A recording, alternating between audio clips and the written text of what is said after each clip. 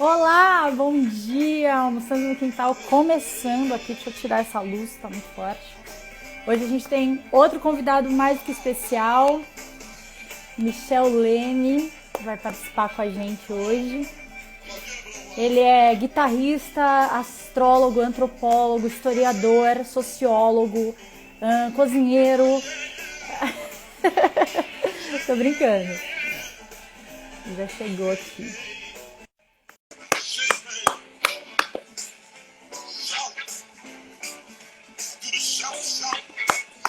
E com vocês, meu Brasil, Michel Leme! Uhul! Eu agradeço Não muitíssimo. estou. Peraí que eu não estou te ouvindo. Você está me ouvindo? Estou. Colo... Coloquei uma música para você, Vamos. porque agora no Almoçando do Quintal eu tenho música para as pessoas, entendeu? Muito bom, muito bom. Eu estou muito feliz por estar aqui, principalmente a essa hora da manhã, não é? Bem-vindo, Michel. Fico feliz que você acordou de madrugada para participar da live comigo. Só, só por você eu faço isso. Eu É, sei, a é uma. Jordana é maravilhosa. Sim, Mari ela. Chapa, ele é o famoso Severino. Como? Eu nunca ouvi essa. Explica, Mari. Sim, Ó, cara. Essa é a nossa terceira live, né, em tempos de pandemia. E eu tenho aprendido tanto com você. E E esse tema que você escolheu é muito louco, né? Então, é uma honra e um prazer estar aqui. que bom. E ó, eu gosto de começar. Primeiro, eu escolhi uma música do Johnny Lee Hooker, porque ele é um velho legal e porque eu acho que ele tem músicas, enfim, que eu sei, me lembra você. É, E eu queria saber qual é o seu check-in emocional para começar esse papo. Então, você falou que está feliz, mas eu queria que você aprofundasse um pouco mais. Como é que você está chegando para essa conversa? Além de feliz e de ter acordado de madrugada para fazer essa live. Isso é meio bem parecido com qualquer outro evento na minha vida. Não sei o que vai acontecer absolutamente. Improviso E, total. e eu tento não fixar nada. Tem algumas lives ou até conversas que você tem o tema, que é mais ou menos como acontece quando eu vou tocar. A gente tem os temas. Mas como ele vai começar, como ele vai se desenrolar, como vão ser os solos, como vai ser o final, ninguém sabe de nada. Porque é uma questão de você deixar o momento te guiar. E não só o momento e as circunstâncias, mas aquele treco que o Jung chama de verdade superior dentro de cada um de nós. Show. Eu chego para esse papo com uma sensação de que você está aqui em casa, sem batata rústica, né? É almoçando no quintal, mas a distância não dá para ter a nossa batata rústica maravilhosa. Chego tranquila e feliz de estar aqui batendo esse papo com você de novo. E aí eu te chamei para conversar nessa sequência de lives, porque agosto para mim é o mês da escuta, né? Assim, eu resolvi abordar esse tema de uma maneira geral, com várias perspectivas. Então, a gente teve o Caio, que trouxe um olhar da psicologia, aí a gente teve a Miriam, que trabalha com imagem e que de alguma maneira ela para ela conseguir trazer o que o outro quer, ela tem que escutar coisas que não são faladas, né? E você, por ser músico e por trabalhar improviso, eu acho que você tem uma forma de escuta, tanto com teus músicos ali, com a banda, né, com quem você está tocando, quanto com o público, que é um tipo de escuta completamente diferente, que também, mesmo caminho da Miriam, né, passa pela intuição, passa pela percepção, pela tua experiência, é sobre isso que eu quero conversar com você hoje. E eu queria começar com uma pergunta, que eu gosto sempre de começar com uma pergunta desencadeadora de reflexões. Que é, Michel, existem músicos que não sabem escutar? Ah, muito louco, Cite nomes, tô brincando. é muito louco porque a música sem a arte da escuta, ela simplesmente não acontece. A mesma coisa com um diálogo, né? O que vai ser de um diálogo que alguém não está realmente ouvindo e se dedicando, querendo ouvir o que a outra pessoa está falando? Então, é muito recorrente isso. E eu vejo por várias razões. Às vezes o cara já tem os conceitos dele e quer que todo mundo trabalhe para ele. Né? Que é a velha ideia do burguês, de como ele se coloca na sociedade. Ou você trabalha para mim ou você não existe.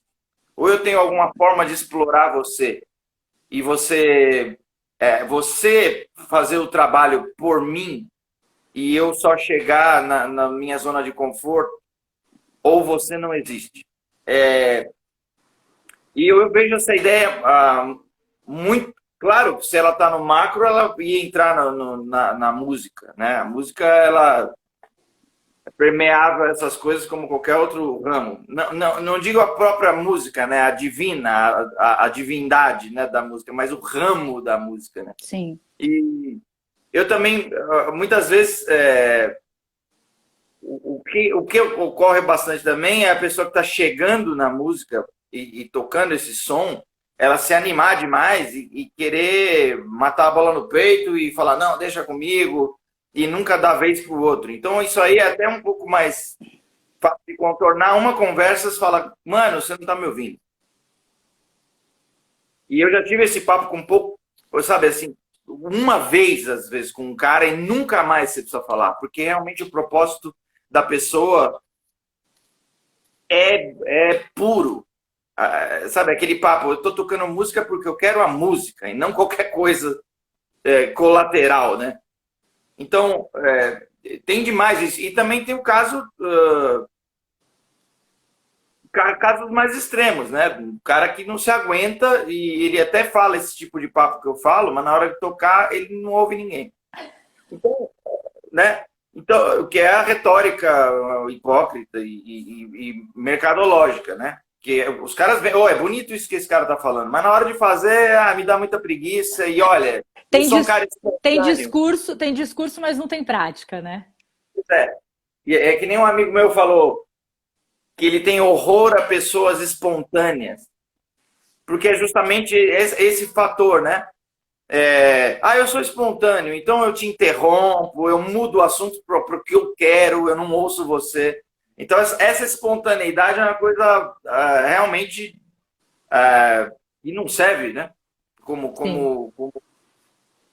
algum elemento de vida, né? De evolução e de troca, enfim. Então, o músico que não ouve o outro é impressionante. E só um exemplo agora. O baixo é um instrumento que ele, na hora do solo dele, e eu adoro o solo de baixo, na hora do solo dele, naturalmente, as coisas dão uma baixada para você ouvir o cara. Ou a pessoa que está tocando, né? O cara ou a mina. E muitas vezes, os caras que estão acompanhando não aguentam, né, se segurar e eles começam a estudar em cima do solo do baixo. Né? Pianistas, guitarristas, enfim. Quer dizer, isso acontece muito. Então, acho que é legal trazer esses exemplos assim, que eles são muito claros. E eu acho que a pessoa pode trazer para o seu dia a dia, seja lá a área que ela atuar, né? Sim, eu percebo que, às vezes, quando eu acompanho as tuas lives, eu percebo, ainda mais as lives interativas que você faz, né, que as pessoas fazem pergunta e tal, e eu acho que tem sempre duas grandes curiosidades que os teus seguidores e as pessoas que acompanham o teu trabalho têm, que é em relação à questão técnica, né, de que instrumento você usa, que você não sei o quê, e sempre tem perguntas em relação à relação com os outros músicos, no improviso e tal, sempre tem pergunta, eu não sei também, sempre, pelo menos todas as vezes que eu acompanhei, tem. Porque eu acho que é uma dificuldade das pessoas, assim, eu acho que elas, improvisar na música, pelo pouco que eu conheço de música, é um processo desafiador, e num grupo, num trio, num quarteto e tal, me parece que isso gera uma insegurança no músico. não quero que você entre numa questão tão técnica, porque eu quero trazer para a vida de uma maneira mais geral, né? Assim, vida é improviso, né? A gente está nas conversas, a gente está improvisando. Eu acho que eu já até ouvi você falar isso também, né? Sempre que você fala de improviso, você traz para uma coisa mais para a vida, assim. É, de onde está a insegurança? Por que que as pessoas têm essa insegurança de improvisar na vida, na música? É, não sei, que você sente? Que você pode falar sobre isso? A sociedade tem uma série de roteiros, né? Tipo, você tem que casar, você tem que ter filhos, você tem que ter o seu imóvel, você tem que ter um carro bom, você tem que. E eu não tenho que porra nenhuma. A partir do momento que a gente percebe, eu não tenho que. O que você está falando? Isso não serve para mim, obrigado. Isso é o seu lance. Então, tem músico que vai ficar seguro de acompanhar um cantor que o show vai ser sempre igual e ele vai ter um espaçozinho ali para criar, mas é como se ele. É como se tivesse um mar ali na frente e ele levantasse a cabeça e desse uma olhada. Ele não está vivendo aquela experiência realmente. Eu não sei nadar, por exemplo, mas eu vou para o mar e eu fico na minha área de segurança para não morrer. E eu curto aquilo, aquela conexão e aqueles símbolos todos que a gente vai relacionando na hora. Então a música, eu sinto que dificilmente alguém, mesmo quem fala que lida com improvisação, é difícil alguém que realmente entra no mar com aquela ética e responsabilidade, né? Não vamos ser idiotas de fazer um negócio que vai nos colocar em total perigo, mas tem um lance que é arriscado e que o músico desenvolve bases, tem pessoas que têm bases muito boas, mas chega na hora e não se entrega a assimilar o que está sendo dito e responder. Porque é muito arriscado isso, Cíntia. Por exemplo, eu posso ensaiar várias coisas, vários trechos, várias frases. Só que, cara, na hora que começou meu solo, às vezes meu solo começa com a frase que acabou o solo da pessoa que acabou de solar. Então é realmente um negócio que é de improviso, um repente, né? Então, e tem o tema da própria música que você pode usar, se referir a ele, enfim. Então, acho que a insegurança do músico é vinda também dessa influência do apresente um produto perfeito e sem falhas. E nessa, ele deixa de viver tocando. Ele se esconde atrás de um troço que não tem vida, que é tudo que está pré-determinado, pré-moldado. Então, eu prefiro 1000 vezes errar, né? Porque é difícil você intuir um negócio, ouvir aquelas alturas, ritmos e frases, ouvir aqui dentro e passar para o instrumento em tempo real. É difícil. Mas eu prefiro me arriscar a isso, porque na hora que você acerta, é muito louco. Mas é exatamente assim na vida, né, Mi? Eu acho que você tocou num ponto muito legal.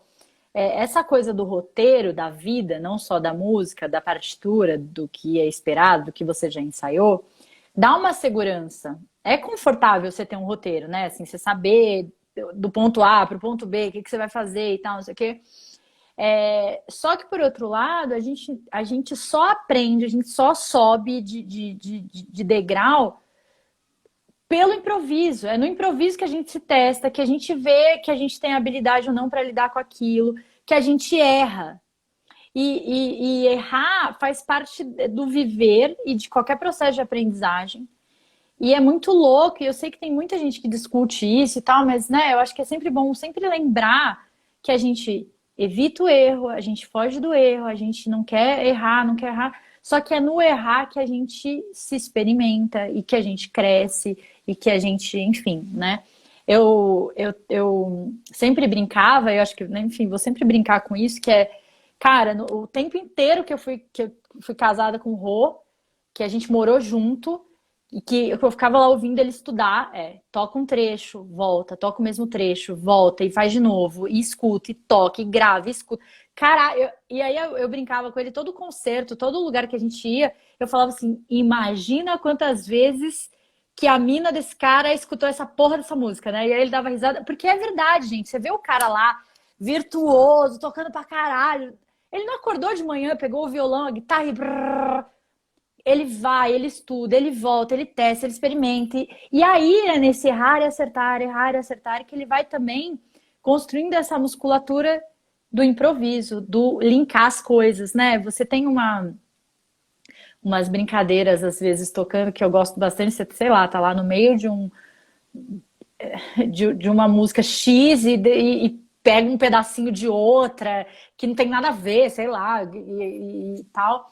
É, mas é muito porque você se permite errar, né, Mi? Eu acho que você já tem um lugar de segurança no erro, se é que a gente pode chamar assim. Esse preparo todo, ele obviamente ele é importante porque principalmente, né, e esse momento do preparo, o momento de estudar, ele é importantíssimo porque você também está aberto às mensagens que vêm, às sensações, à intuição. Não é só o racional, né? Então, eu acho que a plenitude está em você juntar várias coisas, né? Tem um papo assim no filme sobre Beethoven que ele grita: Deus está nas vísceras.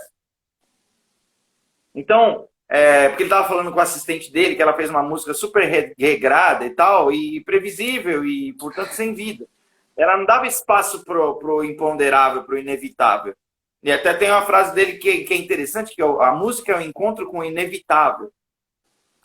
Então, o inevitável não é o que eu treinei, é o que vem na hora.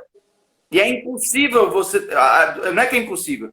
Seria uma traição eu não tentar tocar aquilo que veio interiormente. Então, todo esse preparo é importantíssimo, que ele é mecânico, ele te dá um monte de coisas que ampliam o seu alcance. Beleza. Só que chega na hora, nunca vai ser exigido o que exatamente você estudou. Então, quando eu conheci você, a gente, né, tem um grupo de amigos em comum e tal. A primeira conversa que eu tive com você, eu falei, essa pessoa está me ouvindo. Porque você esperava eu falar e você usava algumas coisas que eu disse como base para o próximo passo. E eu acho que isso acabou na sociedade, né? Tem aquele papo que enquanto você está falando, principalmente numa discussão que virou uma disputa, a discussão está sendo assistida por uma terceira, quarta ou N pessoas, como é o Facebook, não existe discussão, existe apenas disputa, né? Então, numa discussão, a pessoa está querendo lacrar, né? Principalmente quem participa desse ideário mais imbecil de competição, né? E de brutalidade, e lei do mais forte.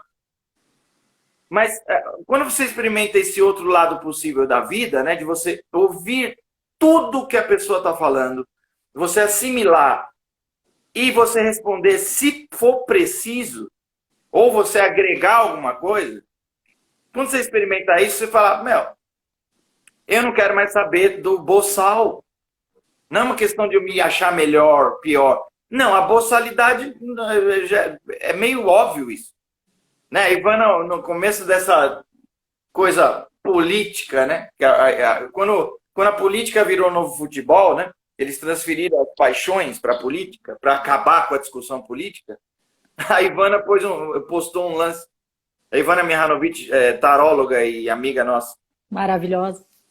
Ela precisou colocar no Facebook assim, gente, quando a gente chega num nível em que é preciso falar, olha, tortura não é legal, quer dizer que nós estamos num momento bem perigoso. Então, a gente já falou disso na live lá que está no meu IGTV, que eu tive o prazer de recebê-la em casa, pelo celular. E a gente falou disso, né, dessa boçalidade e tal. E para mim, numa discussão, por exemplo, eu acho que tem uma tática que ela é horrível e ela é lei do mais forte total, que é a interrupção. Você pode ver que quando uma pessoa está interrompendo sistematicamente a outra, é a falácia, é o É um jeito de ser falacioso, querer destruir a discussão e a próprio favor, né? Querer vencer a discussão. Então, quando a gente se conheceu, quando eu vi esse elemento, e as pessoas que têm esse jeito de dialogar, elas me chamam muito a atenção. É como se fossem luzes no meio da escuridão que é a sociedade. Então, eu acho que é um sintoma muito forte que nos mostra as pessoas possíveis, né? Sim, e eu acho que é muito bom quando a gente consegue criar um grupo, ou bolinha com bolinha, né? Assim, uma bolha, um lugar que a gente tem essas pessoas que estão nos ouvindo, que a gente consegue ouvir. Você falou dessa coisa da discussão, tem um argumento de debate que eu acho assim um dos piores e que quando a pessoa traz ela fala isso, eu falo, nossa, será que ela realmente quer? Sabe quando a pessoa fala pra você assim, nossa, Michel, você é um cara tão inteligente, você acredita nisso ainda? Você é um cara tão inteligente ainda achar que tal coisa? Gente, se você realmente quer que a pessoa escute os teus argumentos, né, o que leve em consideração o que você tá falando, você insinuar que a pessoa é burra, você acha que é esse o caminho do argumento e da conversa? É assim que você vai conseguir ser ouvido pela outra pessoa, insinuando que ela é burra para ela achar o que ela acha, tipo, esse desqualificar, sabe, Mi? E esse é um jeito bem escancarado de desqualificar o outro, mas tem outras maneiras também, né, que na conversa a gente desqualifique e tal. Nesse processo político todo, eu acho que foi uma coisa que também provavelmente aconteceu com você. Chegou uma hora, assim, lá na eleição da eleição do Bolsonaro, do impeachment da Dilma para cá, na verdade, eu comecei a meio que bloquear as pessoas no Facebook, assim, não queria ver, sabe? Ai, não aguento mais, pelo amor de Deus, não é possível, a pessoa tá falando um negócio desse. E comecei a bloquear. Por uma questão, tinha uma questão com a Dilma que me afetava muito, que era os ataques em relação a ela ser mulher, sabe? Isso era um negócio, assim, ai, sabe? Ah, essa vagabunda dessa mulher, Cara, isso me mexia demais, assim, então eu comecei ali e tal. Que foi um erro, eu acho, de verdade, porque eu fui saindo, eu fui cansando, eu acho que o Facebook não é um espaço para esse tipo de discussão, mas no contato pessoal também, eu fui deixando de encontrar certas pessoas e evitando certas conversas. E eu acho isso, assim, por um lado me poupa de certas coisas, mas é importante, sim, dialogar com o diferente, quando o diferente está a fim de dialogar. Entende o que eu tô falando? Não é aquela coisa que a pessoa fala, ai, quero ouvir a sua opinião, só para fazer uma média ali no grupo e não tá de verdade querendo ouvir, né? E eu também muitas vezes estava nesse lugar, eu não estava querendo ouvir. Tipo, eu não quero ouvir a sua argumentação porque que a Dilma é uma vagabunda. Tipo, não tô afim. Então, acho que a gente transitou muito por esse lugar de ouvir e de não ouvir, né? Eu acho que eu sou uma pessoa que eu escuto bastante, mas tem coisas que eu não quero escutar. Lógico. Não, que cai naquele campo de você ser tolerante com a intolerância. Aí não dá. Não Sabe? dá. Não dá.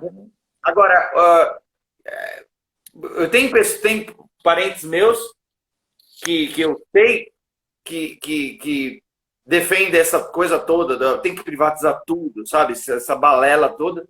Mas é possível conversar com eles, porque eles não foram para o terreno abissal do eu tenho razão e pronto, previamente, e se fechar para qualquer diálogo.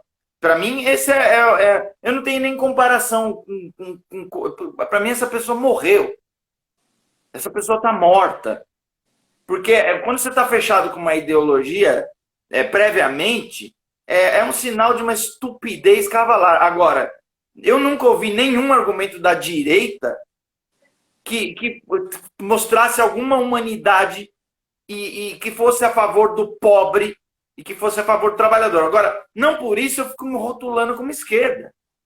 Para mim, a questão peraí, de o que você está falando? Qual é esse caso? Vamos estudar caso a caso. Então, toda essa coisa do pobre e do classe que se acha média, querendo o livre mercado, e toda essa baleda que eles viram em alguma página de ódio do Facebook, essas pessoas se acham ricas no final. Elas realmente se acham superior à diarista, elas se acham superior ao garçom. Você vê, é um perfil louco esse, que já é antigo. E pessoas mais velhas, você vê isso muito claro. Então, não dá para conversar com quem se acha superior. Uma coisa que eu gosto de fazer, que eu tenho, aliás, que eu tenho feito bastante, sei lá, tem algum movimento político, alguma mudança, então, sei lá, mudou como muda toda semana, né, um ministro e tal, eu gosto, tem algumas páginas escancaradamente de direita e algumas escancaradamente de esquerda, né, esses posicionamentos, e eu gosto de ir lá ouvir o que cada um tá falando, e a análise que eles fazem da situação e tal. Eu gosto de ouvir, assim, acho que é importante também entender essa lógica que os posicionamentos mais de direita estão seguindo e tal. E o que eu percebo, e assim, não posso generalizar, porque eu não acompanho todo mundo da direita e tal, mas, né, é que aquela ideia de lugar de fala não tá clara, entende? Então, assim, a pessoa, ela defende certas coisas e ela fala como se a bolha que ela vive fosse algo que o Brasil inteiro vive. E isso é extremamente perigoso e arriscado, né? Então, por exemplo, quando a gente começou a pandemia, que teve aquela discussão toda do homeschooling e das crianças estudarem em casa, né? Que foi um puta... E o Enem, cancela o Enem, não cancela o Enem. Cara, pelo menos esses grupos, essas pessoas que eu sigo de direita e tal, é um posicionamento muito... cara, mas a escola, mas tem que manter o calendário, porque a criança, bem ou mal, tá estudando em casa. Tipo, querido, fale das suas crianças, né? Assim, e aí, enfim, foi uma discussão, e não vou entrar nisso, porque foi uma discussão, assim, muito aprofundada e grande sobre esse lance do quantas crianças no Brasil têm um computador bacana, com internet boa para assistir aula EAD né, enfim.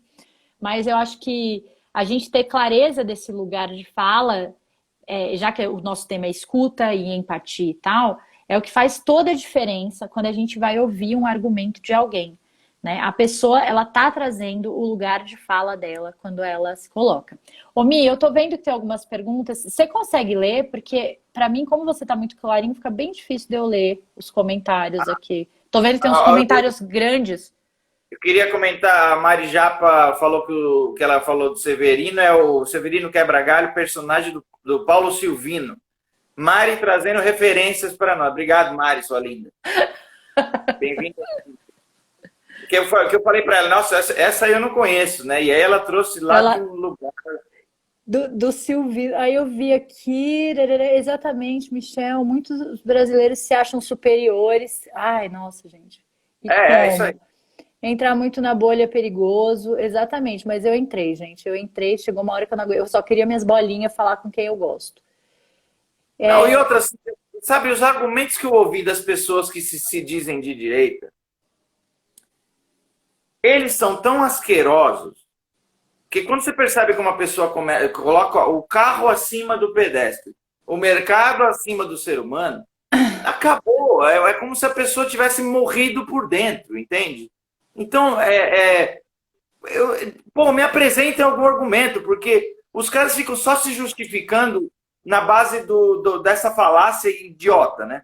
Tipo, você fala pro cara, ó, bicho, você falou uma coisa que foi uma merda ali atrás. Aí o cara te responde, mas é que você é feio. Não, peraí, eu tô falando da merda que você falou. Quer dizer, o argumento dos caras é sempre uma falácia. Então é muito fraco, de fato. Só que por ser fraco, eles têm uma manada a favor dele. Por quê?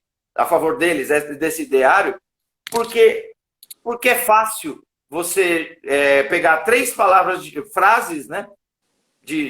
Frases de ordem e usar. E qualquer coisa que você falar, eu fico repetindo esse mantra e não entro na discussão. Quer dizer, esse tipo de ser humano, seja ele credo que ele professar, não me interessa. Então, quando você fala do lance da bolha, Você não está falando de falar só com pessoas que concordam com você. Porque se a gente discordar um dia, eu duvido que não será uma discussão construtiva. Então, bolha não é uma questão de você estar só com quem concorda com você, com quem te adula, né? Que é o sonho de muita gente, né? Não, quando alguém começa... Bicho, quando alguém começa a me elogiar, eu vejo, sabe? Tem um negócio, não é que eu não aceito o elogio. Na hora que ele passa um pouquinho do nível, já rola o Mark Chapman, né? O cara que matou o John Lennon. Cadê a arma?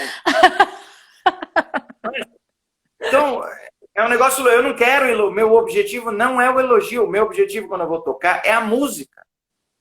Tanto é que a conversa que tem acontecido depois dos sons é a seguinte, cara, eu viajei. E não, vocês são foda. Não é mais isso.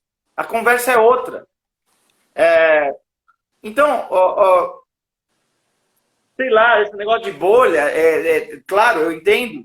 E assim como eu vejo que tem gente que fala, não, eu acompanho, gente que fala que é de direita, eu acompanho sites de esquerda, e só falam, eles pegam só os exemplos de argumento que é fácil para eles.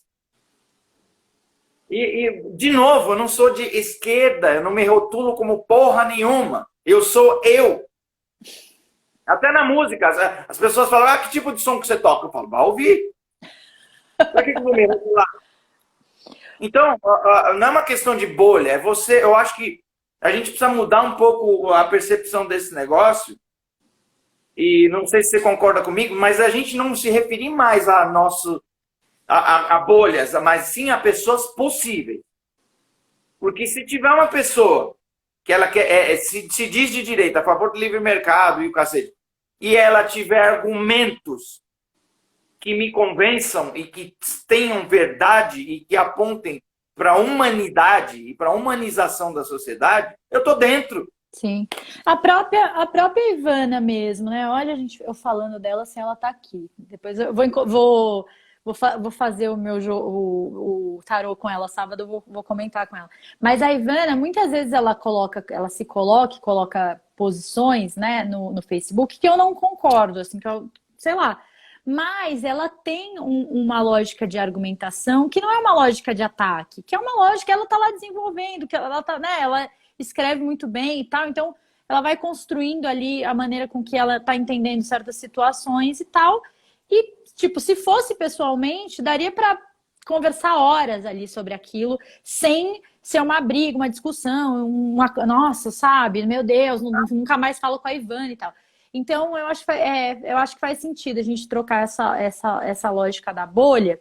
E aí, Mi, eu queria pegar um gancho, porque uma das coisas que eu queria te perguntar é sobre tocar o que o público quer ouvir, que eu sei que é uma coisa que também você gosta de falar, mas que eu acho que entra nesse lance da gente falar o que a gente acha que o outro quer ouvir também nas conversas, né? Então, eu acho que tem gente que vai para uma conversa, para um diálogo muito...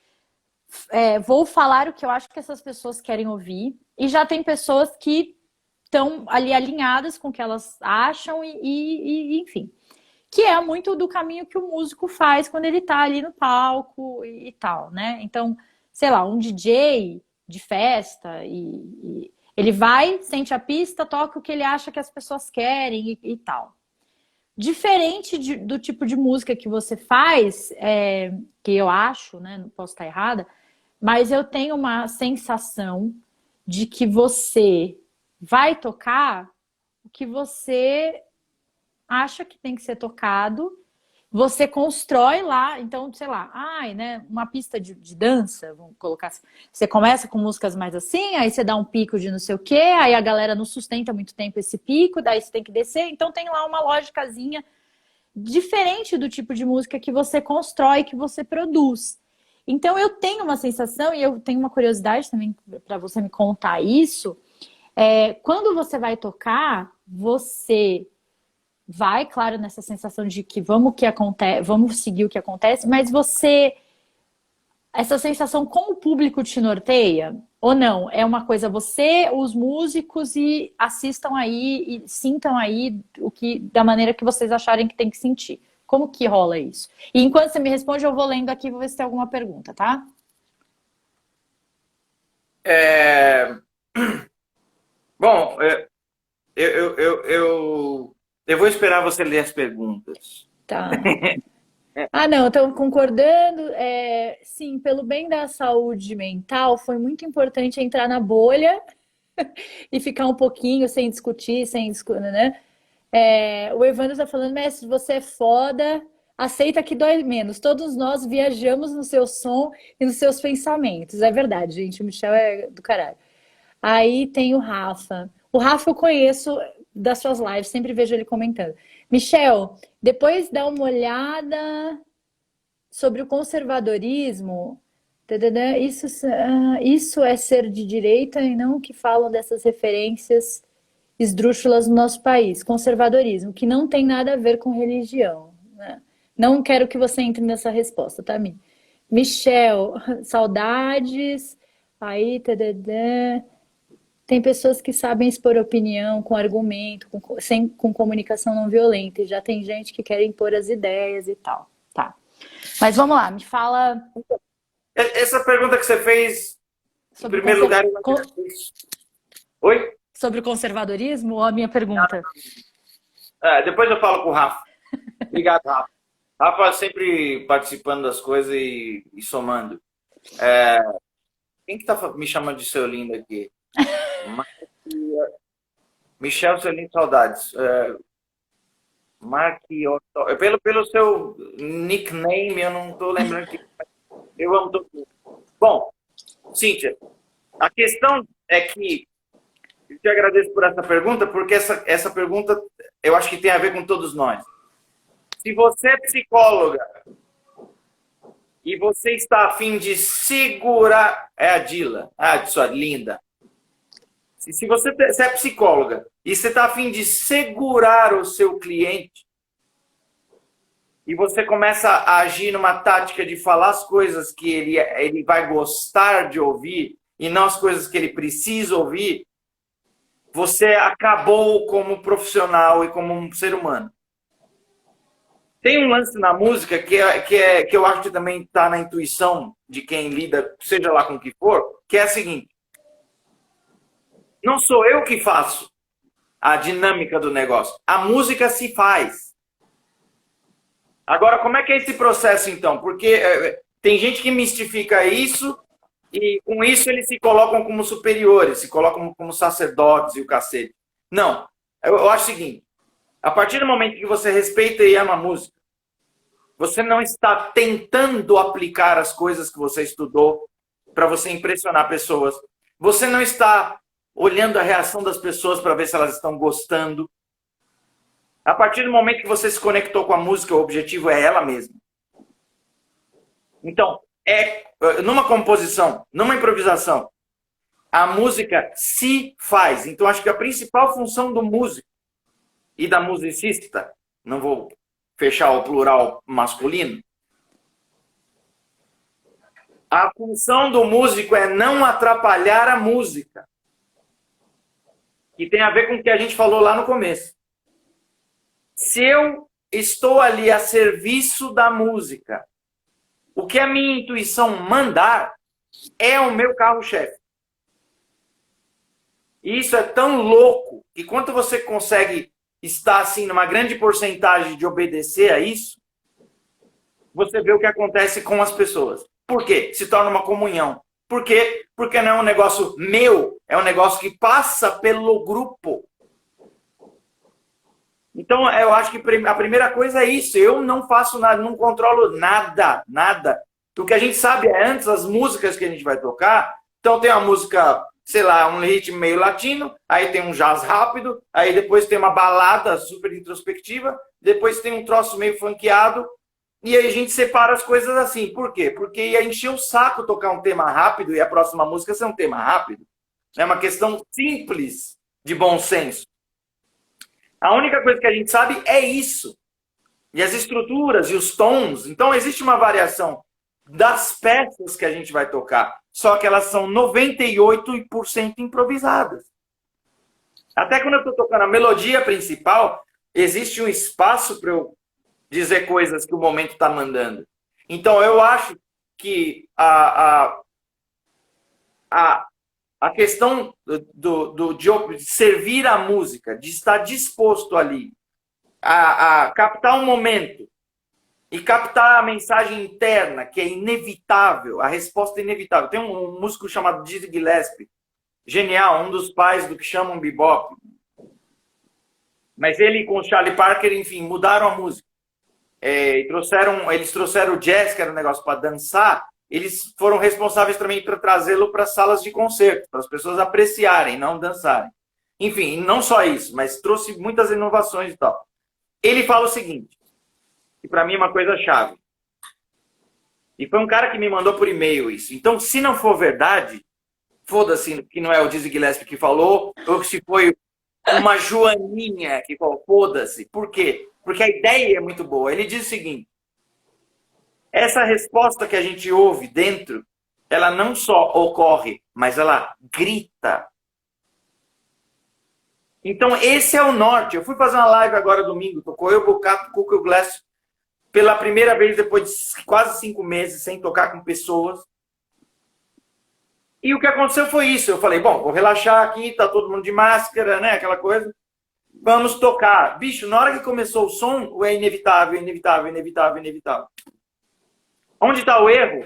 Quando eu traduzo, quando eu passo para cá. Às vezes o meu dedo vai para um tom acima, meio tom acima ou abaixo, né? Então é aquela coisa mecânica da intimidade com o instrumento que a gente vai melhorando. Então, eu acho que esse é o norte para o músico, que ele é uma espécie de bóson de Higgs. Ele é uma decisão muito delicada. Então, se eu falar para você aqui que eu não ligo para o público, as pessoas vão entender de um jeito louco. Então, o Miles Davis, ele tocava de costas, e as pessoas falavam, pô, mas é um desprezo com o público. Aí ele falou, eu prefiro tocar de costas para ouvir melhor a banda. Isso, para mim, significa um respeito muito maior pelo público do que eu ficar lá na frente rebolando. Sim. Então, eu acho que enquanto o músico for servil e tocar pro cliente, ele está falando de publicidade. Se ele está falando de música, ele está falando de conexão. E não tenha medo da conexão. Porque a conexão vai fazer você tocar coisas que te tiram da zona de conforto. A primeira coisa. Acabei de gravar um disco um dia lá em 2018. Saí da sessão, cheguei para os caras. Ferrou, cara. Vamos ter que gravar de novo porque a minha parte está uma merda. Não sei, foi muito esquisito. Aí eu ouvi, eu entendi que foi preciso trilhar aqueles caminhos. Eu não estou tirando meu erro da parada. Eu estou falando o seguinte. Quando você está na conexão da música, ela te coloca fora da zona de conforto. E isso é para todo mundo. Então, quando eu vou tocar, eu não estou interessado no entretenimento das pessoas. Eu não quero ser engraçado. Se por acaso eu falar uma coisa engraçada entre uma música e outra, é porque eu sinto. É um vômito. Então a tática, ela acaba com tudo. A tática acaba com o sexo. Você sabe, o cara que foi educado vendo pornô, ele tá cheio de tática na cabeça, ele tá com um roteirinho de merda. E aí a mulher, ou o parceiro dele, não vai gozar nunca. Ô, Mi, qual é a conexão? Eu ouvi uma coisa essa semana e que eu adorei, que é um papo sobre roda de consentimento. E aí é uma pesquisa, depois até me aprofundo com você, eu vou até estudar um pouco mais sobre isso, que é o seguinte, eles fizeram um experimento lá dentro da pesquisa, então eram 2 pessoas, eu acho que elas não se conheciam, e aí ela tinha 3 minutos para fazer carinho na outra pessoa. Só que ela ia, os primeiros 3 minutos, e a outra pessoa não sabia qual era a intenção, né? A pessoa só recebia o carinho. Só que numa rodada de 3 minutos, ela dava o carinho que ela achava que a pessoa queria.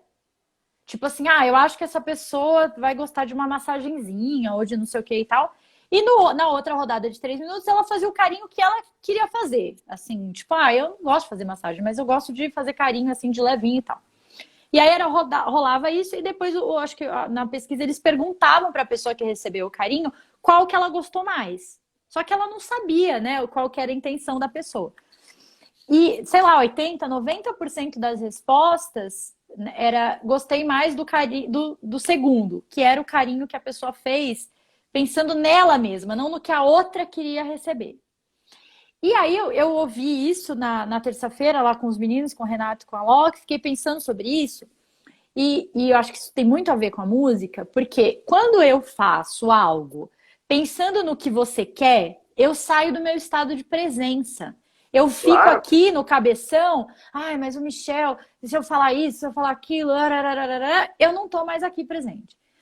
Quando eu tô fazendo o que eu quero, ou como eu quero, ou o carinho que eu gosto, ou quando eu tô tocando uma coisa que tá fazendo sentido para mim, eu tô totalmente no meu estado de presença. E essa intuição, né, essa coisa que as pessoas chamam de intuição, na minha visão, tem muito a ver com presença. Com presença no próprio corpo. Então, a gente está sentindo o que o nosso corpo está falando, a gente está sentindo que as pessoas estão demonstrando, a gente está ali na presença, né? E eu acho que o músico, quando ele fica nessa punhetagem mental será que eu toco isso? O público, olha a cara da pessoa, né? Ele perdeu completamente, né? Assim, ele saiu da presença total, porque ele saiu desse fluxo que a música podia dar para ele e, enfim, né? Se perdeu ali, né? Paciência, acontece. E o racional, como a gente falou na live anterior, ele está tomado por ideologias que não são nossas, que não são para o homem, para o ser humano. Então, quando a pessoa vai para a tática, ela está engrossando o caldo da indústria do entretenimento, no caso da música. Porque o entretenimento, o sistema quer que a música seja só entretenimento. Você pode ver isso pelo seguinte: quando vai algum músico em algum programa no mainstream, na mídia TV aberta, os caras querem falar do quê? Conta uma história engraçada, o cara tem que ser desenvolto, as pessoas têm que rir com ele, senão não interessa. Ou seja, a música não é o suficiente. E para mim, eu já penso completamente, eu vejo e sinto e experimento completamente o contrário. A música é o suficiente. A música estabelece elos, a música acorda consciências, ela ilumina espaços, enfim, tudo. Ela é um tsunami de luz. Então, enquanto o músico se for para a tática, ele está transando como o cara que assiste filme pornô. Um músico pornô. Cara, vai gerar o quê, né? Vai gerar essa coisa toda da eficiência que a gente vê. Então, você vê, não existe transcendência. Existe em alguns nichos, em alguma oportunidade, existe eficiência. O cara fala, eu resolvo. Né? Por quê? Porque isso é ser sistema. Isso é você pensar como os grandes conglomerados, como os bilionários, como os bancos, como os estados mais podres querem que você pense e haja. Então, enquanto as pessoas aceitarem se colonizar pelas prerrogativas do sistema, elas serão escravas. E a hora que elas acordarem vai ser tarde e eu duvido que elas vão acordar. Porque uma vez que você deixou o sistema entrar por baixo da soleira da tua porta, você está fudido. Então, a gente está no sistema, ninguém está fora do sistema. Eu vou morar no mato para ficar fora do sistema. É mesmo. Vai chegar a conta da água, vai chegar a conta da luz, e eles vão calcular a conta da luz, viu? Não precisa ser o que você gastou. Então, a questão é justamente esse exemplo que você deu é perfeito, porque eu estava com a Miriam um dia, e eu estava, sei lá, assistindo algum filme, alguma coisa, estava fazendo carinho nela. Ela falou, que gostoso. Eu falei, é engraçado. Eu estou fazendo o carinho que eu sinto que eu tenho que fazer, e é como se o rebote dele fosse que eu estou sendo acariciado. E ela me deu uma outra perspectiva. Ela falou, olha como tá gostoso. Só que aquele momento, e se eu for fazer de novo dentro do script que foi criado com esse case de sucesso, eu sou o Ken morto, o Ken cadáver da Barbie, né? É que nem as pessoas né? Porque eles inventam, né? O Ken morto. É aquela história, o cara que quer tocar coisas que ele combinou antes que ele que ele premeditou, ele está trazendo o cadáver para o jantar, entende? Tem gente que curte. Beleza, mas eu acho que, putz, eu não curto, sabe? Acho que o cadáver a gente deve respeitá-lo e tal. E deixar ele quieto, né? Pois é. Ô, Mi, a gente está indo para os 10 minutos finais e eu separo umas perguntas que eu queria te fazer aqui para fechar. Mas eu lembrei de uma coisa que você está falando que eu vi essa semana, que o Pablo Vittar optou, ele não quer fazer show com os carros lá, sabe? Drive-in, sei lá como é que eles chamam. Aquele show com os carros que agora, né, é o point, a moda do momento e tal. E aí perguntaram por quê, ele falou assim, porque primeiro, meu público não tem carro e segundo, quem tem carro no Brasil para ir num show desse, né? E assim, enfim, não vou nem entrar no mérito da música do Pablo Vittar, não é isso. É que eu acho que tem coisas que que a gente não precisa entrar no fluxo do que é moda, do que, sabe? Assim, a gente eu acho complicado quando as pessoas falam assim, ah, mas eu tenho que fazer isso, né? Assim, por exemplo, um Pablo Vittar. Cara, mas eu tenho que entrar nesse rol porque tá todo mundo fazendo, as pessoas, os músicos os cantores mais famosos do Brasil estão. Cara, você não tem nada, você não tem que fazer nada. Tipo, mas eu tenho que manter minha casa, não sei o quê, mas eu tenho que. Tipo, pare e pense um pouco nos seus eu tenho o quê? Né? Então, claro. Eu tenho que tocar de frente para o público. Quem falou que você tem que tocar de frente para o público? Né? Quando a gente vai. O legal de uma roda de samba, por exemplo, é eles estarem em roda. Você poder ver eles um olhando para o outro e aquele jogo ali que rola, né?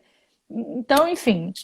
Mas... E dali expande, né, Cíntia? Dali expande, porque se as pessoas estão sendo fiéis ao que elas sentem na hora que elas têm que tocar, e não que elas querem tocar. O que eu quero tocar é merda. Mas o que eu sinto na hora que é inevitável que eu tenho que tocar, isso expande. Então a gente não precisa ter medo. Então quem está nas táticas, de fato, não está na sintonia do amor, está na sintonia do medo. Então é louco isso, porque a música é para todos, mas a tática de querer arrebatar multidões é uma estupidez, porque você vai vestir uma roupa completamente que não serve para você. Né? Então, com que eu vibro? O que eu almejo para mim? Então, aí a pessoa se vende no meio do caminho, o problema é só dela, e também ela vai ajudar, enfim, a expandir outras coisas na sociedade, né? Que é a ideologia de dominação, escravização. Mas eu acho que o lance do Pablo Vittar, por exemplo, o mérito da música que você falou que você não quer nem entrar, e que muita gente fica esperando eu dar uma resposta cáustica, cada pessoa tem seu estágio. Vamos respeitar. Né? Qual a conexão? Qual a vida do Pablo? Eu não sei. Mas o lance é falar para ele, vai fundo, cara. Por exemplo, isso que ele falou é do caralho. Então pronto. Só isso já é lindo. Já está trazendo valor para a sociedade, né? Então, pô, vamos ficar esperto e diminuir. Vamos baixar o preconceito, pelo amor de Deus. Sim, e eu acho que tem uma coisa que eu aprendi, porque né, você está falando como músico, eu vou falar como alguém que não produz música, mas que escuta música, né? Eu tinha uma coisa muito de gosto e não gosto, né? Não gosto de jazz, mas gosto de blues. Não gosto de não sei o que, mas gosto de não sei o que lá. E aí, eu acho que conforme eu fui aprofundando o meu trabalho emocional, eu fui entendendo que os tipos de música, às vezes o próprio estilo, várias músicas do mesmo estilo, vão gerar estados emocionais diferentes. Então, o que eu comecei a trocar o gosto não gosto pelo o que essa música gera em mim. Entende? Claro. Então, por exemplo, se eu for para ouvir jazz com aquela coisa de que é uma música para dançar, para eu... Não é isso que o jazz gera em mim. Eu acho que eu passo pelo desconforto, eu relaxo, eu não sei, eu tenho estados assim que é muito diferente do que eu sinto com outros tipos de música. E tá tudo bem, eu acho que hoje eu gosto de presenciar isso, porque eu não sou obrigada também, eu acho que eu não tenho que me obrigar a só relaxar e viajar com Claro, todas as músicas que eu claro. escuto, entende? Assim, A arte incomoda. A arte te coloca uma agulha ali em umas coisas que você precisa sentir. E não sou eu que decido, é a coisa. Aí que tá, é uma comunhão. Isso que você falou é importante, que é a questão de gosto ou valor. Quando alguém baseia o argumento em gosto, não estou ouvindo mais. Desculpa. exatamente. Ou você vê valor nas coisas e discute por outro. E outra coisa, eu ia falar um outro negócio que tem a ver, mas enfim, a gente fala em outra live. Eu esqueci dessa porra. Porque você falou esse negócio, pensei em Ai, outro. você faz de tudo para ter lives comigo, né, Michel? Já quer um tema É, novo. eu já lembrei. Por isso, Cíntia, por isso que eu não chamo que eu toco de jazz. Eu sei. Porque a pessoa fala, eu ouvi jazz um dia, achei uma merda. Por quê? Que você ouviu com quem? Com a burguesada que foi para os Estados Unidos e voltou cagando regras? Então ia ser uma merda mesmo. Agora, se você ouviu alguém que estava em conexão com a coisa, então ela não tá, você não quer nem classificar mais, é música. Né? Que Vamos pro é, seu bate-papo. vamos, mas assim, eu acho que uma das coisas que eu mais gostei do Sagrada Música, porque o Michel, gente, fora da pandemia, ele tem um projeto que é quinzenal e ele toca na rua, né? Lá na rua dele e tal, e com músicos convidados, enfim. E eu fui duas vezes, né, Mi? Eu acho que antes da pandemia, fui naquele dia à noite que vocês fizeram, que foi sensacional. E, enfim. E eu acho que o que eu mais gosto do Sagrada Música é a presença, né? Você tá ali sentado na rua, com o vento batendo na árvore, com três músicos tocando, com uma criança que passa ali correndo e quer pegar encostar em você, né? É, e isso tudo junto é uma experiência. Ah, mas a música, mas gosto, não é isso, gente. É aquele clima, aquilo tudo que é criado naquele momento. Então eu acho que hoje eu como né, eu escuto a música dessa maneira. Assim, olhando para tudo isso, enfim, tá? Vamos lá para as nossas muita saudade do Sagrada Música, espero que volte logo. É um pedido. Esse espírito de Sagrada Música está em qualquer lugar que eu for tocar. Porque onde não dá para ter esse espírito, eu não vou. Não vou. Mi, você hoje, porque essas perguntas são situacionais, né? Escuta mais ou fala mais? Não sei. Porque quando chega a minha hora de falar, eu falo com base no que eu ouvi e somo as minhas coisas que eu quero trazer. E quando a pessoa está falando, eu procuro calar aqui dentro e fazer o exercício, mergulhar em cada palavra que ela está falando e sacar para onde ela quer ir. Então, para mim, não sei, eu não sei a porcentagem, mas eu quero mergulhar nas duas coisas desse jeito. Eu acho que ele já vai terminar. Ele tá na contagem regressiva, eu não vou conseguir terminar de fazer as minhas perguntas. Mas, Mi, amei ter você aqui. Tô morrendo de saudade e não vejo a hora do Sagrada voltar para te ver. Te agradeço muito aí, foi demais. Foi demais, foi na conta certa e foi lindo. Beijo. Beijo, beijo.